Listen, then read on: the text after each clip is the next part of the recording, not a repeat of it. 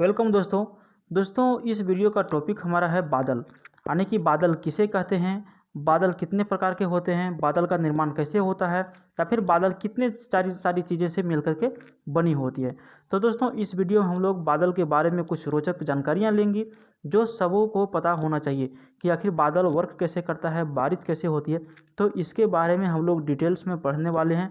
आप समझ लीजिए ये टॉपिक सब्जेक्टिव है, यानी हम लोग बादल के बारे में इसमें पढ़ेंगे। इसमें प्रश्न नहीं है, ये टॉपिक है, आप कह सकते हैं ये नोट्स है बादल के ऊपर। ठीक है, तो चलिए हम लोग शुरू कर लेते हैं दोस्तों बादल का टॉपिक। दोस्तों शुरू करने से पहले हम आपसे रिक्वेस्ट करना चाहेंगे, इस चैनल पर यदि आप पहली बार विजिट कर रहे हैं तो आप हमारे चैनल को सब्सक्राइब जरूर कर लीजिए और पास वाले बेल आइकन को भी प्रेस कर दीजिए ताकि मैं जब भी वीडियो को अपलोड करूंगा आपके पास नोटिफिकेशन पहुंच जाएंगी। चलिए शुरू करते हैं। बादलों या फिर मेघों के बारे में रोचक जानकारियाँ हम लोग लेते हैं। देखिए बादल या मेघ के बारे में रोचक जानकारी में क्या है कि बादल किसे कहते हैं या फिर मेघ किसे कहते हैं। ठीक है, अंग्रेजी में यदि हम बोलें तो व्हाट इज क्लाउड।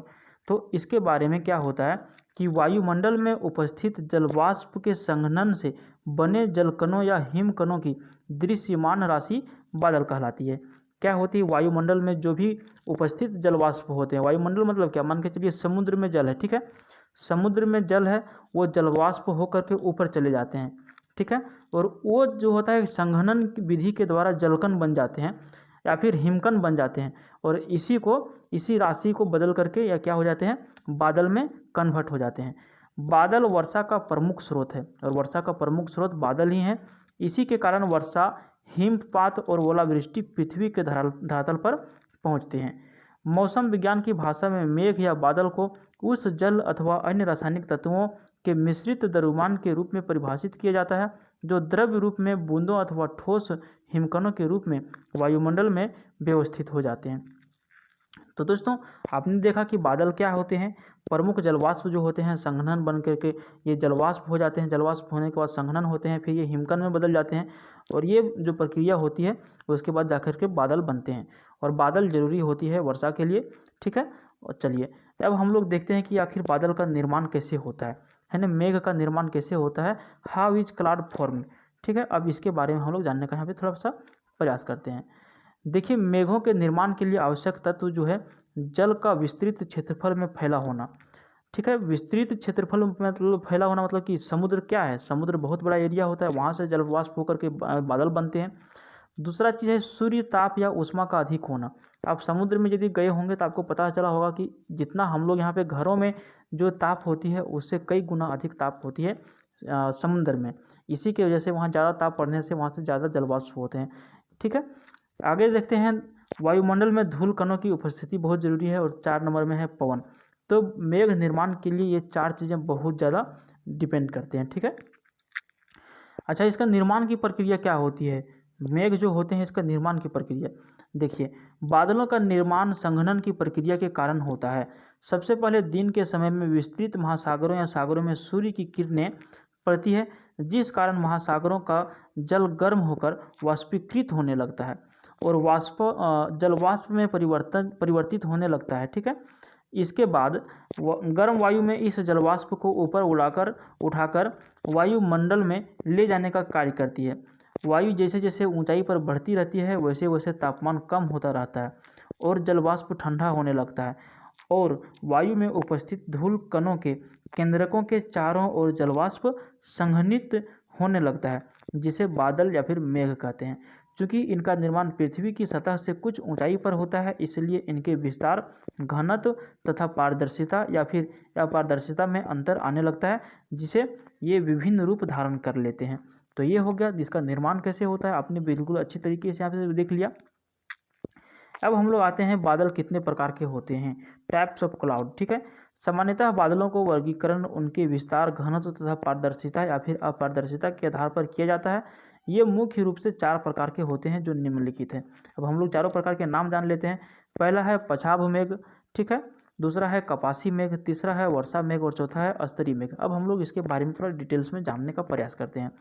सबसे पहले हम लोग देख लेते हैं पछाभ मेघ के बारे में। ठीक है, कौन सा, पछाभ मेघ। ठीक है, इस प्रकार के मेघों का निर्माण सामान्यतः 8 से 12 किलोमीटर की ऊंचाई पर होता है। पछाभ मेघ की ऊंचाई कितनी होती है, सामान्यतः 8 से 12 किलोमीटर की ऊंचाई पर इस मेघ का जो है निर्माण होता है। ये बादल पतले तथा बिखरे हुए होते हैं जो पंख के समान प्रतीत होते हैं। इनका रंग सदैव सफ़ेद होता है। ठीक है, जो हम लोग नीचे से देखते हैं बादल जो सफ़ेद रंग का होता है वो कौन सा होता है? पछाब मेघ। आपको ध्यान रखना है, सफ़ेद बादल पछाब मेघ कहलाते हैं, जिसकी ऊंचाई सामान्यतः 8 से 12 किलोमीटर होती है और ये पंख के समान प्रतीत होते हैं। दूसरा हम लोग आते हैं कपासी मेघ में। ठीक है, कपासी मेघ। कपासी मेघों का निर्माण प्रायः 4 से 7 किलोमीटर की ऊंचाई पर होता है। कितने होता है? 4 से 7 किलोमीटर की ऊंचाई पर होता है। इस प्रकार के बादलों का आधार चपटा होता है और ये तिरछे तथा इधर उधर बिखरे हुए होते हैं, जिस कारण ये रुई की आकृति के समान दिखते हैं, इसलिए इन्हें कपासी मेघ कहा जाता है। आपको रीजन पता हो गया कपासी मेघ क्यों कहलाता है? कपास क्या होता है? रुई होता है, और इसीलिए इसका नाम रखा गया है कपासी मेघ, क्योंकि रुई की आकृति के जैसे ये दिखते हैं और इधर उधर ये बिखरे होते हैं। अब आते हैं हम लोग वर्षा मेघ के बारे में, जो बहुत ज़्यादा इंपॉर्टेंट है इसको जानना। ठीक है, वर्षा मेघ आखिर किस तरह के होते हैं? इन मेघों का निर्माण सामान्यतः 2 किलोमीटर की ऊंचाई पर ही होता है। ध्यान रखने योग्य बातें हैं, क्योंकि वर्षा मेघ की जो ऊंचाई होती है कितनी होती है? 2 किलोमीटर में इसकी निर्माण होती है, जिस कारण ये पृथ्वी की सतह से काफ़ी नज़दीक होते हैं और इनका रंग काला या सलेटी होता है। जो बादल आपको काला दिखे आप समझ जाइए यही बारिश वाला बादल है, जिस कारण ये सूर्य की किरणों के लिए अपारदर्शी हो जाते हैं और इसी वजह से जब बादल होते हैं तो सूर्य की किरण पृथ्वी तक नहीं पहुंच पाती हैं। ये मेघ मोटे जलवाष्प की आकृति से विभिन्न संहति होते हैं। ठीक है, और ये जो होते हैं मोटे होते हैं। 4 नंबर में है अस्तरी मेघ। अब अस्तरी मेघ के बारे में हम लोग यहाँ पे थोड़ा सा जानकारी लेते हैं। ठीक है, चलिए देखिए अस्तरी मेघ किसे कहते हैं? इस प्रकार के बादलें का निर्माण जो है उष्मा वाताग्र पर होता है, जहाँ उष्ण वायु राशि अपेक्षाकृत ठंडी वायु राशि के संपर्क में आकर उस पर चढ़ने लगती है। ये बादल परतदार होते हैं जो कि आकाश के बहुत बड़े भागों में फैले रहते हैं। ये बादल सामान्यतः या तो उष्मा के ह्रास या अलग अलग तापमानों पर हवा के आपस में मिश्रित होने से बनते हैं। तो चारों बादल के बारे में दोस्तों हम लोगों ने यहाँ पे अच्छी तरह से जानकारी ले लिया। अब आगे बढ़ते हैं दूसरा पॉइंट पे। दूसरा पॉइंट क्या है?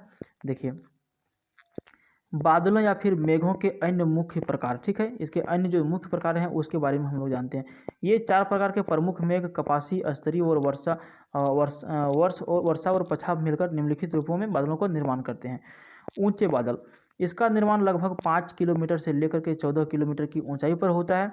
जब विभिन्न प्रकार के बादल एक साथ मिल जाते हैं तो इनमें पछाब अस्तरी और पछाब कपासी आते हैं। दूसरा है मध्य ऊंचाई के बादल। इसका निर्माण 2 किलोमीटर से 7 किलोमीटर की ऊंचाई पर होता है। इसमें मध्य अस्तरी तथा मध्य कपासी मेघ आते हैं। ठीक है, और तीसरा है कम ऊंचाई के बादल। इस प्रकार के बादलों का निर्माण लगभग 2 किलोमीटर की ऊंचाई पर होती है। इसमें अस्तरी कपास, मेघ अस्तरी कपास और मेघ तथा कपासी वर्षा मेघ इसमें आते हैं। ठीक है, तो दोस्तों ये आज का वीडियो बहुत ही इंपॉर्टेंट था।